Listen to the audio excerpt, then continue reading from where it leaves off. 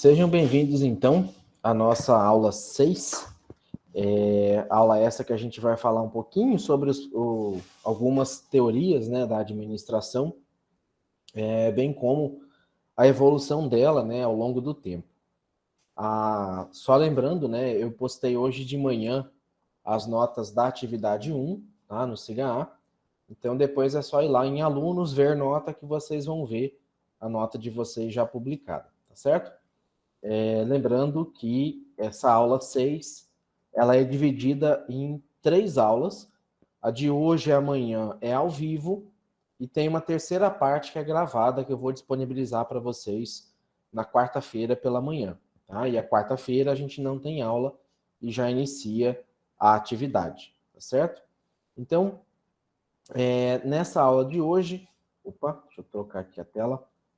Nessa aula de hoje a gente vai ver, na verdade a aula 6 como um todo, ela fala sobre as abordagens clássicas, com foco no Taylor e no Fayol. Na aula de amanhã a gente vai falar sobre o comportamento humano, e na parte 3 da aula 6 gravada, a gente vai ver sobre o pensamento sistêmico e o pensamento burocrático. Praticamente aqui a gente vê todas as escolas da administração, a evolução da administração como um todo. Depois tem neoclássica, tem as outras que vêm, mas a base, né, o fundamento da administração, ele é feito com base nessas teorias. Tá?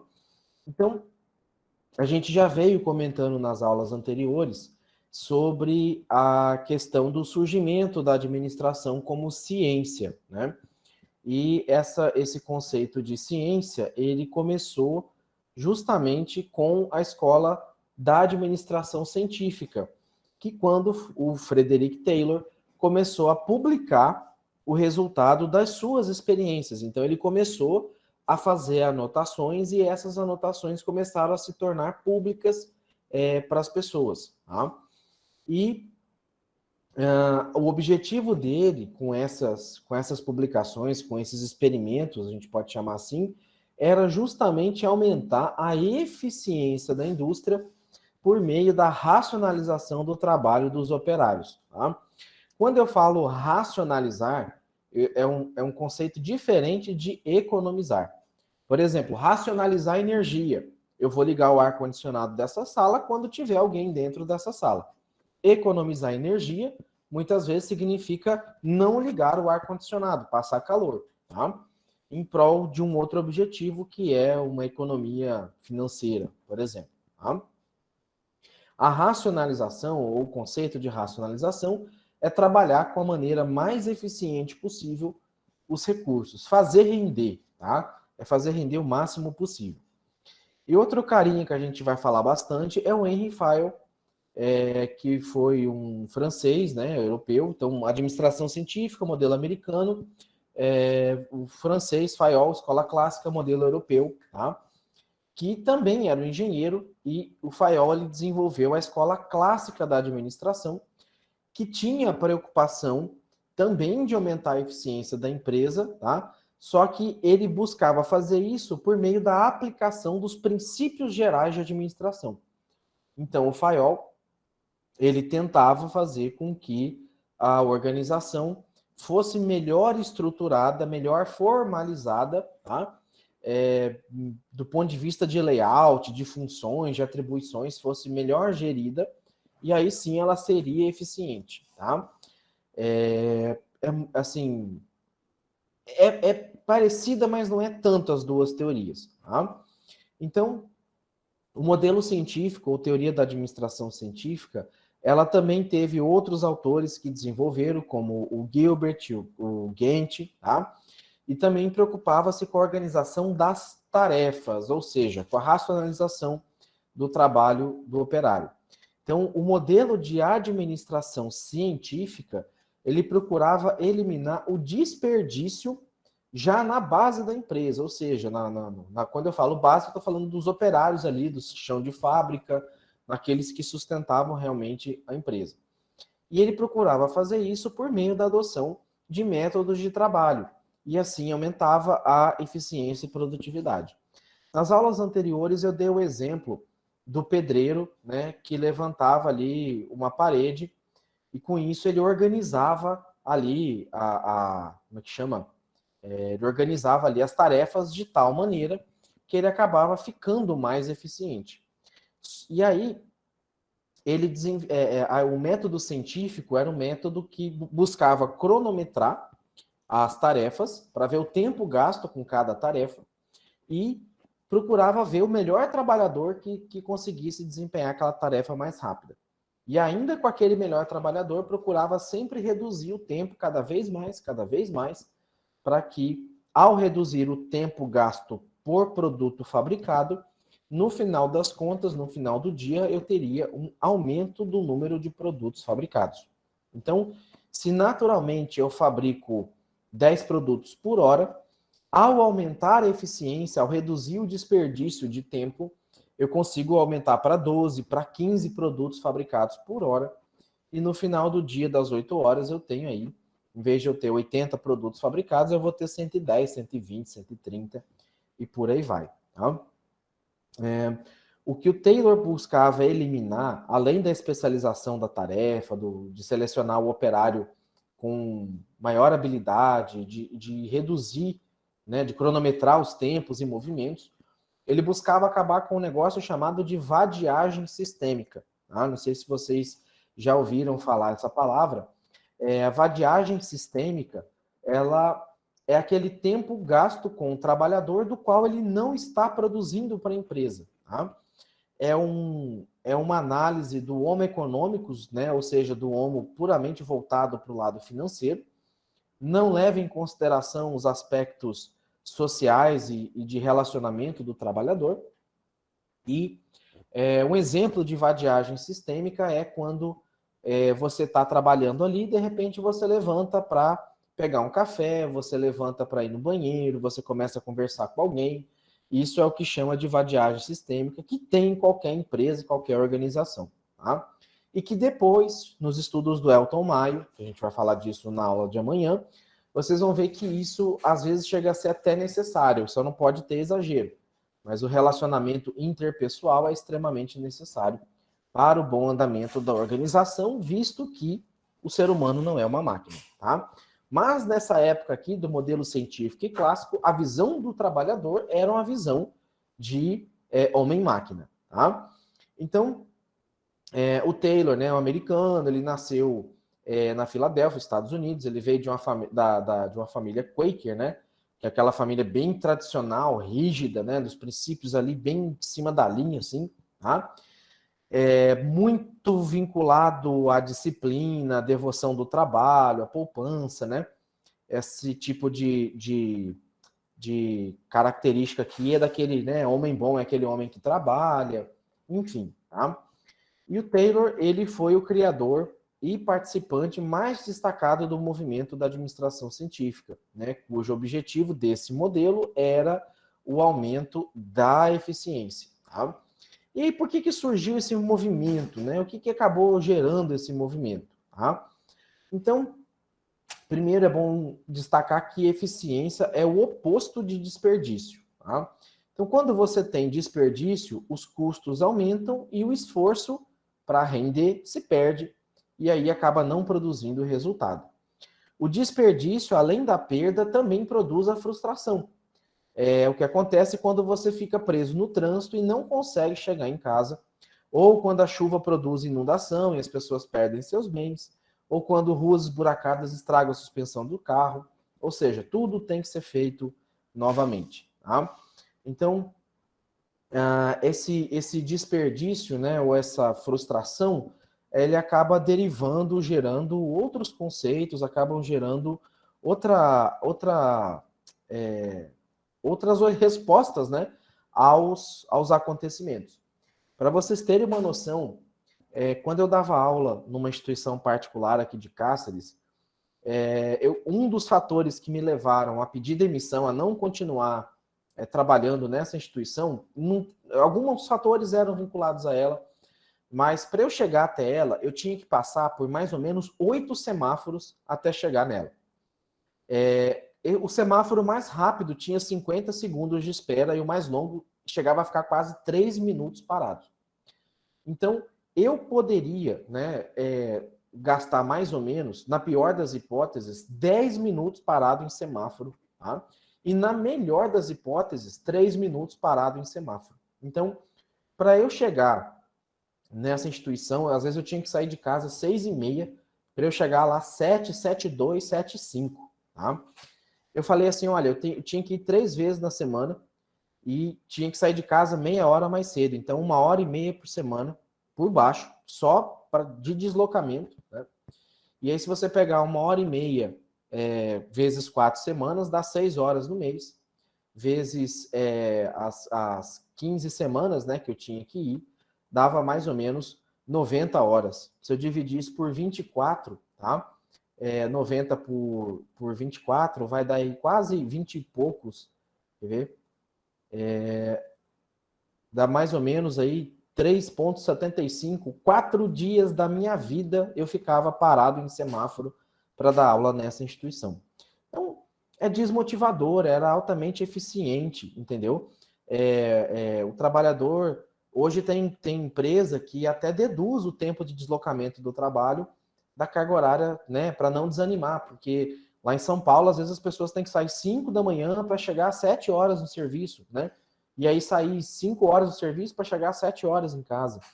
Então, é muito tempo desperdiçado. Daqui a pouco o trabalhador, mesmo precisando do emprego, acaba pedindo demissão por conta dessa questão, né? A Maria até está colocando aqui que em Curitiba ela passava 1h25, 1h40 para voltar do trabalho, e era muito desgastante. Eu concordo, Maria.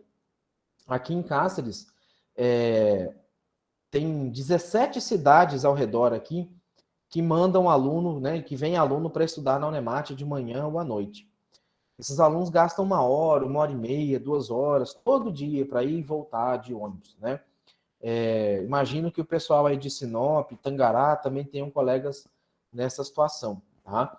E que, assim, Barra, né, às vezes vem de Tangará ou até mesmo de Cuiabá, é muito desgastante, tá? E aí, como eu até coloquei aqui, chega a ser frustrante, né, esse desperdício. Às vezes você passa mais tempo na estrada do que em sala de aula estudando, tá? E a administração científica, ela teve basicamente 3 fases dos seus estudos, né? A primeira, ela fez um ataque ao problema dos salários, né? Então já vou explicar o que foi isso aqui. Ela fez um estudo sistemático do tempo, ela criou um tempo padrão para se fazer cada tarefa, e aí criou um sistema de administração de tarefa. O que é esse ataque ao problema dos salários? Nessa época aqui, como ainda é comum até hoje, tá? Mas não é o que o modelo americano faz, aqui no Brasil a maioria dos trabalhadores recebem um salário no final do mês. Quem é vendedor, quem trabalha com venda, geralmente tem um fixo e mais um valor pela venda, né, uma prebenda de venda ali, né, uma premiação de venda, um bônus, o restante do salário dele é fixado à venda por conta de metas que são colocadas para ele vender. Tá? Mas nessa época aqui, os operários ganhavam um salário diário, ou semanal, ou mensal, que era fixo. Tá?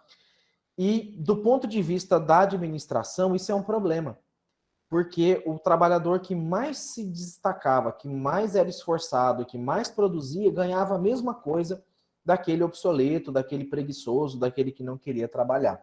Então, uma das características do Taylor foi associar o salário à produtividade. Todo mundo ganhava um mínimo básico, mais um valor X por peça produzida, por item fabricado. Tá? E com isso, com a definição do estudo do tempo, a cronometragem do tempo, a definição de um tempo padrão para fazer aquela tarefa, e um sistema de administração de tarefa, foi possível quantificar o quanto se gastava com cada tarefa e quanto deveria se pagar para cada trabalhador.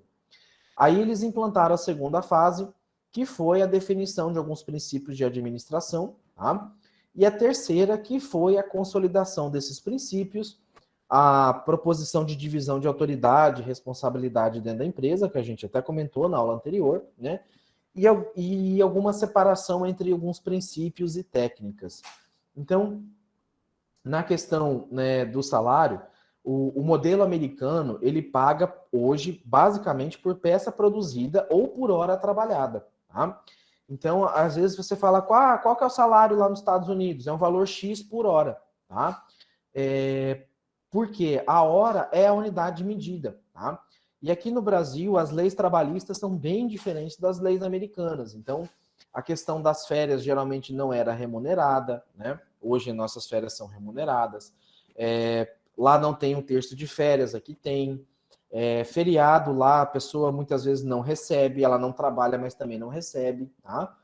Então, o custo, por isso que o custo americano, o chinês, então, nem se fala. O chinês é pior ainda, porque o chinês nem domingo não tem, são 5 ou 6 dias de folga por ano que eles têm o ano inteiro, tá?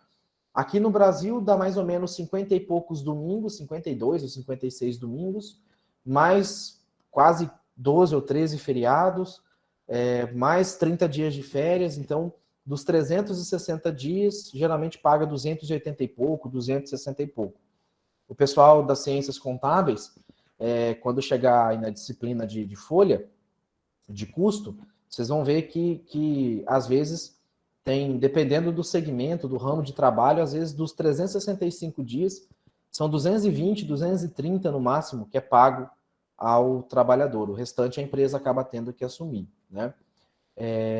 E nessa questão dos salários, também tinha a interferência dos sindicatos, que também começaram a estabelecer limite do que os trabalhadores podiam receber para evitar que eles ficassem prejudicados. Porque nessa época aqui, como tinha muita mão de obra disponível, o salário pago era altamente precário, era muito baixo, e também a carga horária de trabalho por dia era 12, 14, 16 horas de trabalho por dia. Então, os sindicatos vieram também para dar um equilíbrio nesse ponto. Tá? E aí, de acordo com o Taylor, para resolver o problema dos salários, era necessário determinar uma produção padrão por unidade de tempo por meio do que ele chamou de estudo dos tempos e movimentos, ou estudo sistemático e científico do tempo. Tá?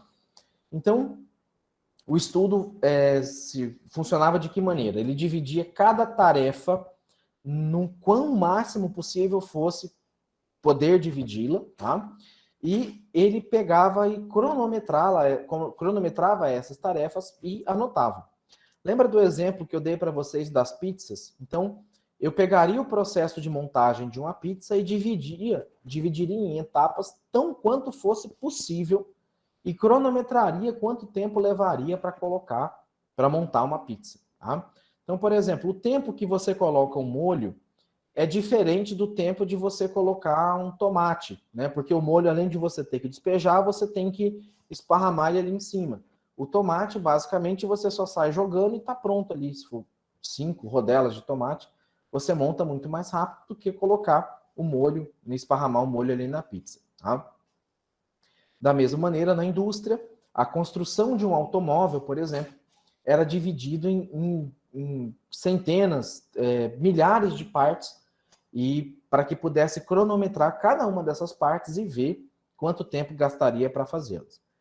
Na sequência, eram definidos os tempos padrão para os elementos básicos, ou seja, além de eu dividir a tarefa, essa execução dessa tarefa deveria ter um tempo máximo para ser feita. Não poderia passar daquilo. E esse modelo permitia que se controlasse todos os aspectos da produção e que eu escolhesse um pessoal padronizado e um pessoal habilidoso para desenvolver essa tarefa. A principal razão para a invenção do estudo dos tempos, né, do qual surgiu o modelo científico, foi a busca da precisão para definir o valor dos salários. Então, a partir do momento que eu sei quanto tempo leva para fabricar esse produto ou serviço, né, eu consigo fazer uma engenharia reversa e dividir o custo para valer quanto custaria um salário, quanto que eu teria que pagar por hora, quanto que eu teria que pagar depois por dia e por mês. Tá? Depois percebeu-se que o estudo dos tempos, né, em seguida dos movimentos, era um processo que tinha um valor de permitir o aprimoramento do trabalho operacional por meio da racionalização dos movimentos.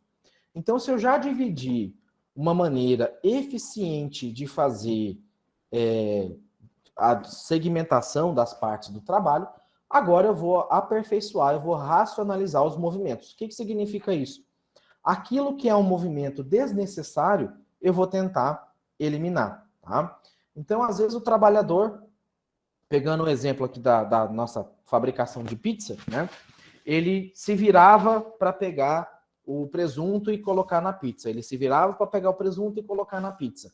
Ao colocar a bandeja na minha frente aqui, né? Ao colocar ali a bacia com o presunto na minha frente, eu evito o movimento de virar. Meu braço só vai em cima, embaixo, em cima, embaixo. Pegou, colocou, pegou, colocou. Eu não preciso ficar vira, pega, traz, coloca. Vira, pega, traz, coloca. Então, essa racionalização de movimento, depois se juntou a ideia do Gilbert e formou a base do estudo dos tempos e movimentos. Tá?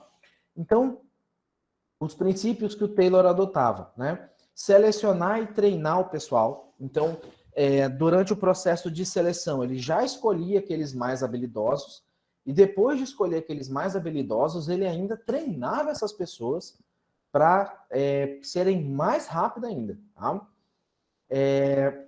Com isso, trabalhando com menos pessoas que fossem mais produtivas, ele tinha uma condição de pagar um salário mais alto.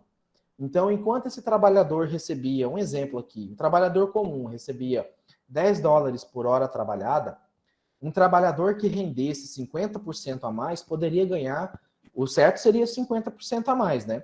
Mas eles acabavam propondo 30%, 20% a mais de salário, que para o trabalhador era bom, não era ruim, tá? Ainda que os sindicatos brigassem para pagar uma quantidade um pouco maior. Tá? Na sequência, houve a identificação da melhor maneira de exercer de executar, né, as tarefas, e, posteriormente, houve a cooperação entre a administração e trabalhadores. Então, o modelo de Taylor, para a época, foi um avanço significativo, porque ele conseguiu fazer com que o funcionário evitasse desperdício de movimento, né? Ou seja, evitasse procrastinar, evitasse a vadiagem, evitasse, inclusive, se machucar, né? Apesar de que, posteriormente, alguns estudos de Lair e Dort, né, que é a lesão por esforço repetitivo, foi associado, né, a esse modelo aqui. Inclusive, depois até vou postar lá um videozinho do Tempos Modernos, do Charlie Chaplin, né? Que mostra bem como era na época a questão dele repetir o movimento ali e tal, com a chave única. Então, a ideia do Taylor, né, os princípios eram esses aqui. Tá? Ele também buscava usar da ciência para substituir o método empírico. Tá? O que é o método empírico? Eu aprendi fazendo assim. Eu aprendi a trocar pneu porque meu pai me ensinou, porque alguém me ensinou a trocar um pneu. E esse conhecimento empírico é passado de geração em geração. Tá? Então, ele buscava substituir esse método passado de geração em geração para um método científico, um método que pudesse ser registrado, questionado e validado posteriormente. Tá?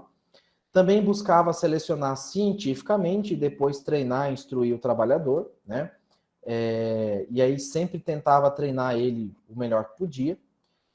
Buscava cooperação com os trabalhadores, a empresa, né? De modo a garantir que o trabalho fosse feito de acordo com um princípio desenvolvido e visava reconhecer que existia uma divisão quase igual de trabalho e de responsabilidade entre a administração e os trabalhadores. Tá? Então, em cima do trabalho feito, sempre se buscava se recompensar adequadamente, uma vez que, da mesma forma que um time de futebol remunera muito bem aquele jogador que faz gol ou que defende, né, dependendo da função dele, da indústria começou-se a valorizar esses trabalhadores que também eram mais eficientes. Tá? Então, o Taylor e os seus seguidores, né, o Gilbert e vários outros, verificaram que a eficiência depende não somente do método de trabalho e do incentivo salarial, mas também de um conjunto de condições ligadas ao ambiente de trabalho que acabavam, por sua vez, tendo que garantir o bem-estar físico do trabalhador, a fim de diminuir a fadiga, né, o cansaço, o estresse, a LER, né, a lesão por esforço repetitivo, né? E aí, num terceiro momento, ele começou a focar, né, na questão de adequação de instrumentos e das ferramentas de trabalho. Então, em 1900, poucas ferramentas, meios, né, formas de trabalho existiam, e começou-se a criar, inventar ferramentas que pudessem acelerar e otimizar o trabalho e, obviamente, reduzir o esforço do operador. Tá? Houve nessa fase também uma preocupação com o arranjo físico das máquinas e equipamentos, e aí eu retomo de novo aquela questão do filme Fome de Poder, né, que conta a história do McDonald's. Eles gastaram um tempão fazendo o arranjo físico das máquinas ali, né, até conseguir melhorar um fluxo de produção, de atendimento. E tem também um programa chamado O Sócio, que é com o Marcos Lemones, que é um investidor que compra boas ideias, né? Ele pega empresas que estão quebradas, que têm um produto, uma ideia de produto muito boa, mas que é mal administrado, e ele acaba se tornando sócio. Ele geralmente quita as dívidas e faz investimento, e nesse processo acaba tendo bastante rearranjo físico, reorganização do layout, entre outros pontos. Tá? Também buscava a melhora do ambiente físico, a fim de melhorar a redução de ruído, a ventilação, iluminação, proporcionando um conforto do trabalho, né, um conforto para o trabalhador. Então, inclusive, isso aqui foi um motivo de questionamento do Elton Maio, lá na Teoria das Relações Humanas. Isso aqui foi uma proposição que depois foi... não é que foi refutada ou discordada, mas ela foi ressalvada em alguns pontos, tá? Porque não necessariamente eu dar um melhor ambiente de trabalho, esse servidor vai produzir, o trabalhador vai produzir mais, tá? Aí vem o Frederick Herzberg com a teoria dos 2 fatores, que explica a questão de satisfação e motivação, tá? E essa ideia posteriormente acabou sendo refutada, questionada, mas na época serviu, tá? Na época se acreditava muito nisso, por quê? Porque as condições de trabalho na época realmente eram muito precárias. Era muito úmido, muito quente, era, né, hoje coisa assim que mal sinalizado, tinha muito trabalhador que se acidentava, amputava membro, morria nas máquinas, e hoje isso já não ocorre com tanta frequência. Ocorre, mas com muito menos frequência. Tá? E também buscava, com as condições de trabalho, reduzir a fadiga, né, o cansaço e os movimentos desnecessários, como eu falei. Tá? Ele pregava, o Taylor, ele pregava a prosperidade máxima de cada empregado. Né? Ele queria que esses empregados fossem bem-sucedidos, né?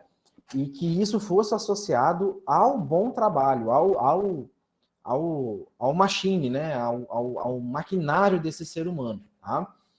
E também não só do ponto de vista de salário alto, mas do desenvolvimento alto. Né? Então, a visão do trabalhador aqui era puramente mecanicista. Tá? E a maioria das pessoas acredita que o interesse fundamental dos empregados e empregadores são antagônicos, ou seja, são divergentes. O empregado quer ganhar cada vez mais e o empregador quer pagar cada vez menos. Tá? E a administração científica, ela tinha como princípio que os interesses dos dois lados seriam idênticos, né? Tanto o trabalhador queria ganhar mais, quanto a empresa também queria ganhar mais. Tá? E por isso deveria haver a conciliação entre os interesses. Tá? Com o plano de incentivo salarial, né, que o Taylor visava pagar por hora e por produção, o Taylor buscava conciliar os interesses da empresa, né, que é reduzir o custo de produção e maior rendimento, com o interesse dos operários, que eram de ganhar os melhores salários ou salários maiores.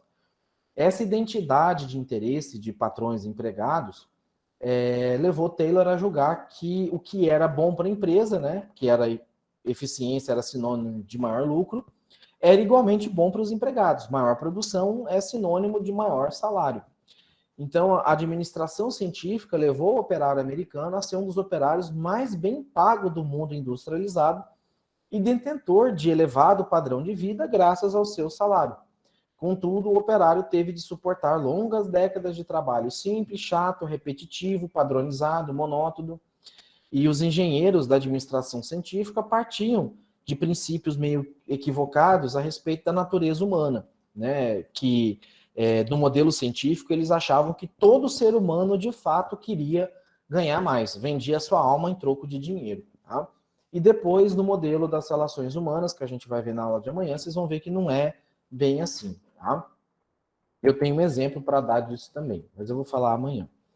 E aí, resumindo o modelo científico, é a questão do princípio do comando e controle, né? Então, a gerência funciona como uma ditadura, entre aspas, tá? Vou colocar aqui benigna, tá? Entre aspas, para a instituição, que era inspirada nos modelos e funções militares, então tinha uma supervisão muito rígida da figura do capataz da fazenda, migrou para a figura do capataz de empresa, que depois foi chamado de gerente. Tá? Esse gerente planeja e controla o trabalho, e os trabalhadores tinham que executar. Então, a função do gerente era de pensar e mandar, e os trabalhadores de obedecer e fazer de acordo com o planejado. Tá? Outro alicerce, outra base desse modelo era que tudo tinha-se uma única maneira certa de se fazer, o que eles chamavam de the one best way, tá? Que o papel do trabalhador é utilizar o método sem questionar, né? Novamente, uma máquina não questiona o que vocês estão fazendo. Da mesma maneira, o trabalhador não podia questionar, tá? Mão de obra e recursos e não recursos humanos. Então, a força de trabalho é a mão de obra, ou seja, você contrata a força braçal, sem qualquer envolvimento da pessoa. Então, isso era outra característica, a visão do homem-máquina por essa teoria. E a segurança e não insegurança, né? Então, embora o operário não ganhasse reconhecimento ou responsabilidade, porque ele só tinha que fazer aquela tarefa sem questionar, tá? Havia um acordo meio que tácito, meio que explícito ali, baseado na segurança e na permanência dos empregos. Então, aqueles, entre aspas, bons trabalhadores, aqueles que eram eficientes, eles tinham uma certa estabilidade no emprego, ou seja, ele não era preterido na hora de mandar embora. Aliás, ele era preterido na hora de escolher alguém para mandar embora, porque não era ele. Em vez de eu mandar um trabalhador que rende, que produz, que é eficiente embora, eu vou mandar um que não trabalha, que é ineficiente, né, que é preguiçoso e tal. Tá? Então, com isso eu fecho aqui o modelo científico. Vamos falar agora do modelo clássico, tá? Da administração. O modelo científico americano e Taylor. O modelo clássico, ele começa com Fayol, tá? Henry Fayol, ou Fayol, tem alguns que chamam de Fayol. E o Fayol, ele preocupava-se principalmente com a estrutura organizacional. Ele dava muita ênfase na organização, na estrutura organizacional. Como, por exemplo, a forma de departamentalização, a questão da hierarquia, a centralização ou descentralização, que é o que a gente viu na aula passada, tá? Na aula 5.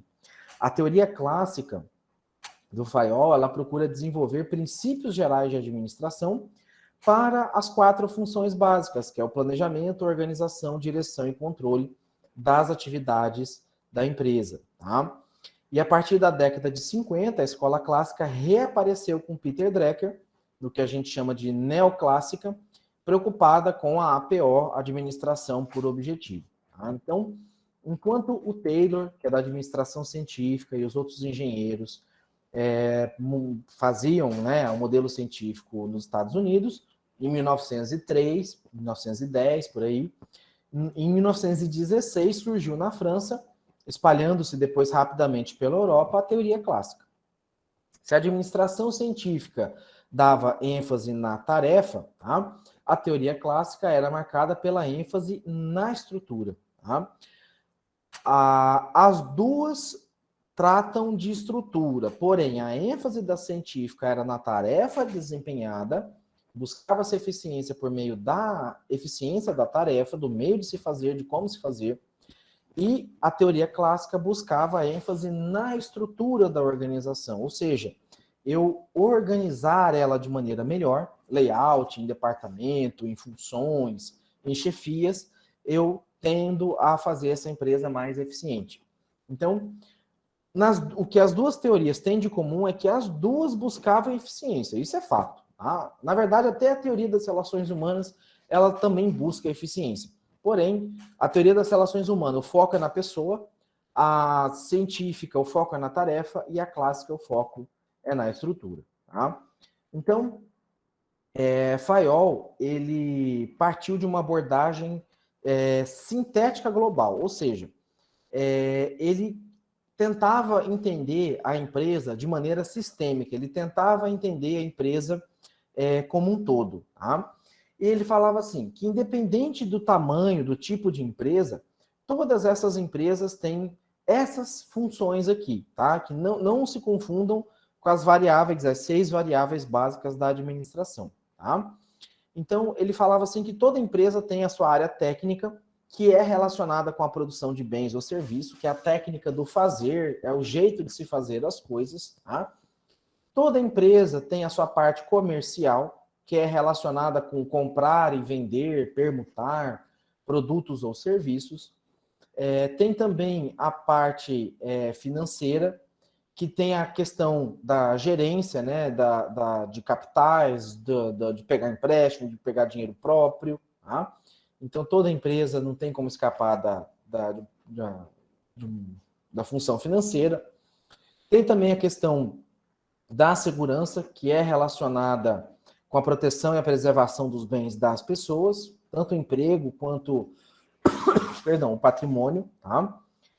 As funções contábeis, que ainda que você não tenha um contador dentro da sua empresa, mas você precisa ter um contador, uma contadora que preste o serviço para a sua empresa, tá? E também as administrativas, que vai ser responsável pela integração da cúpula, ou seja, da alta administração, com as outras 5 funções. Tá? Então, as funções administrativas coordenam e sincronizam as demais funções da empresa, parando, né, em cima delas, ou seja, tendo vínculo, acaba fazendo a função administrativa acaba fazendo um guarda-chuva para abranger todas as outras 5 funções. Tá? Então, as 6 funções básicas da empresa para o Fayol, todas elas tinham todas elas, na verdade, organizavam as funções básicas, né, de previsão, organização, comando, coordenação e controle, tá?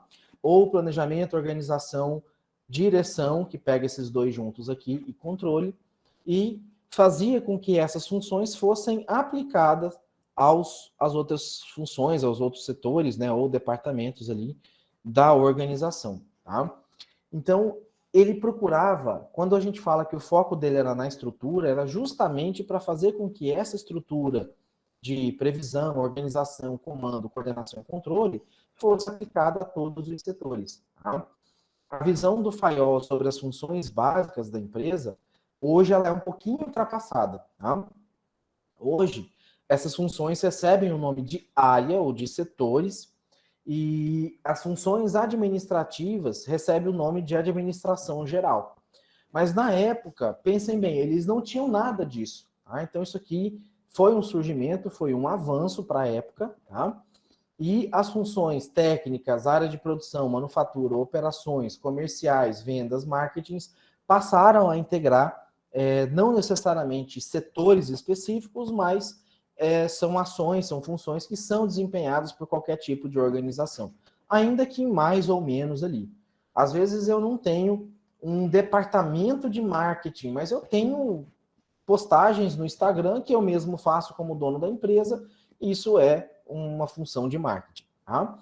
Então, as funções de segurança passaram para um nível um pouquinho mais baixo, e finalmente começou a surgir a área de recursos humanos ou de gestão de pessoas, né, que a gente até vai ver especificamente na aula de amanhã. Tá? Então, em 1916, em plena Primeira Guerra Mundial, já com 75 anos, o Fayol publicou o livro dele chamado Administração Industrial e Geral, ou AIG, que inclusive quem formou em administração nos anos 60 e 70 cursou essa disciplina aqui, tá? AIG. Hoje ela derivou para TGA, né? Que é mais conhecida, né? Teoria Geral da Administração, e esse livro do Fayol fazia uma distinção entre governo, né? Gestão da empresa, ou governo da empresa, e administração da empresa. Então, lembra que eu falei para vocês que gestão e administração tinha diferença, né? Justamente por conta dessa ideia aqui. Porque, segundo ele, o governo, né, ou governança, ou administração estratégica, ele está relacionado em conduzir empreendimento no planejamento, conduzir para alcançar os objetivos, tá? Utilizando da maneira mais eficiente possível os recursos disponíveis. A administração visa dar o apoio para esse propósito principal, né? Principalmente vinculado aqui à questão da direção, ou de como se fazer, como se organizar, tá? Então, para esclarecer a função administrativa, o Fayol, ele definia o ato de administrar como o prever, né, que tem a ver com a função básica de planejar. Então, nessa função, você vai visualizar o futuro e vai traçar um programa de ação. Então, quando eu falo isso aqui, e eu falo de planejamento, eu não devo fazer planejamento só pensando em como as coisas deveriam acontecer. O planejamento, a ideia dele é trabalhar com planos alternativos em que, caso não dê certo, o que é o que eu vou fazer? Né? Se der errado, eu planejo abrir meu restaurante amanhã e vender pelo menos 100 refeições. Mas e se eu não vender? O que eu vou fazer com essas 100 refeições? Tá? Então, a ideia do planejamento é você estar sempre preparado para uma reação, né, ter uma saída para que, se as coisas der certo, você sabe como continuar, se der errado, você sabe como reagir. Tá? A organização constitui né, um organismo material e social da empresa. Então, a organização é onde eu vou definir quem vai fazer, como vai fazer, quem está subordinado a quem. Eu vou definir lotacionograma, funcionograma, organograma. Então, o organograma vai me dizer quem está vinculado a quem, né, do ponto de vista hierárquico. Lotacionograma vai me dizer aonde as pessoas serão lotadas, aonde serão as unidades de lotação dela. Tá? Funcionograma vai me dizer quais são as funções daquele cargo específico. E vários outros. Fluxograma vai me dizer onde que o processo começa, por onde ele tramita e onde que ele termina. Então, são várias ferramentas que você organiza, tá? Cargos, eu preciso criar, eu posso juntar, né? Eu tenho que fazer um novo ou não, né? Então, tem empresa que contrata, por exemplo, a parte de marketing, terceiriza para uma empresa especializada em marketing. Do mesmo jeito que terceiriza a atividade de contador, do mesmo jeito que às vezes terceiriza a atividade de frete, logística. Tudo isso é a organização que vai dizer como vai ser feito. A ação de comandar e coordenar, tá? Elas vêm do processo de dirigir. Tá? Ou seja, a diferença é que o Fayol ele foi um pouquinho mais além. O processo de direção não é só dirigir e orientar o pessoal, mas também eu devo fazer isso unindo, harmonizando, cooperando os esforços coletivos. A ideia de direção isolada, né, como pregava ali a igreja e a organização militar, era porque os trabalhadores e o sentido da gestão era puramente unidirecional, ou seja, era somente de cima do topo da administração para baixo.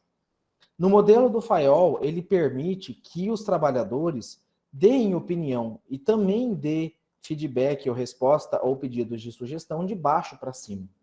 Então, o modelo do Fayol, ele divide em comando e coordenação justamente para harmonizar e para fazer com que os trabalhadores da base também possam dar opinião.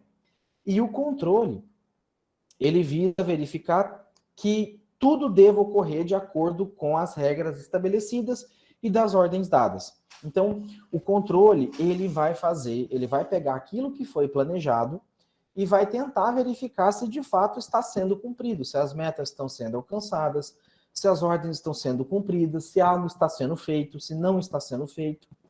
E ele busca Perdão. E ele busca também... Peraí. Eu já tô... Tá meio bravo aqui, só um minuto.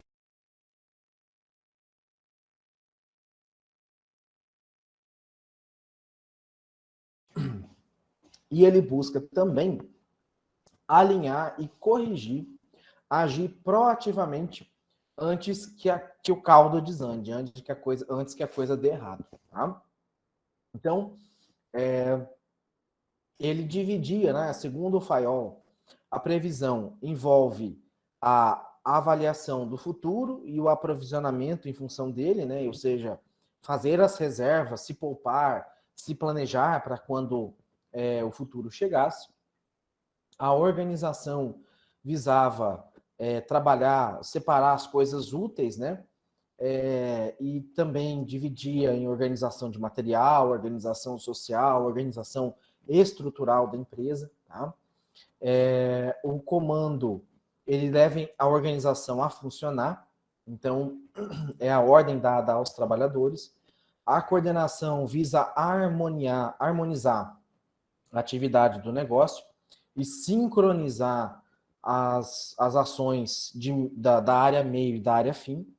E o controle consistia na verificação para certificar-se que as coisas estavam acontecendo em conformidade com o plano adotado. Tá?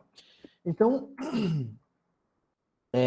o nível, as funções administrativas de previsão, organização, comando, coordenação e controle geralmente eram vinculadas aos níveis mais elevados. Tá? Pelo menos eram esses níveis que ajudavam a elaborar. Tá?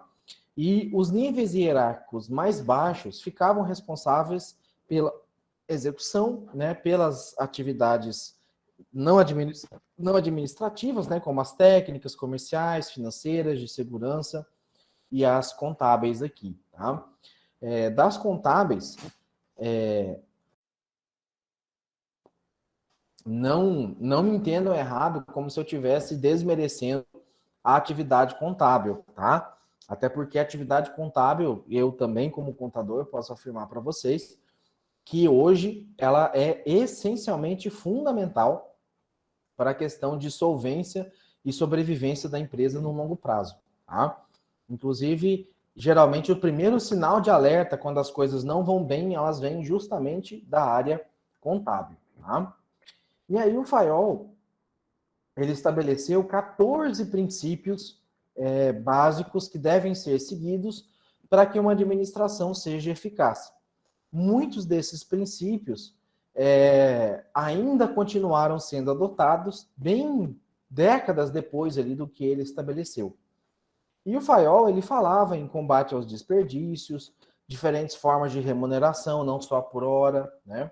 Flexibilidade de hierarquia, desenvolvimento organizacional, tá? Muitos outros temas que hoje a gente ainda utiliza nos modelos de administração, tá? E os 14 princípios que ele adotou foram esses aqui. Divisão do trabalho, que também era um princípio do modelo científico. A autoridade, deixar bem claro quem é o seu chefe e até que ponto esse seu chefe pode te dar ordens. Então, eu vejo acontecendo muito em algumas empresas, o chefe dando uma ordem, pedindo para o trabalhador fazer algo que não é de competência dele. Por exemplo, ir na lotérica pagar uma conta do chefe, tá? O Fayol, ele batia muito duro na questão da autoridade, a gente comentou autoridade e responsabilidade na aula anterior, justamente por essa razão aqui.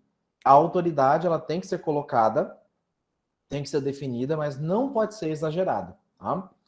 Disciplina, então visava muito o trabalhador disciplinado, que cumpria a regra, que seguia no horário, né, que fazia as coisas certinho. A questão da unidade de comando, novamente, né, para que se obedecesse uma única pessoa, tá?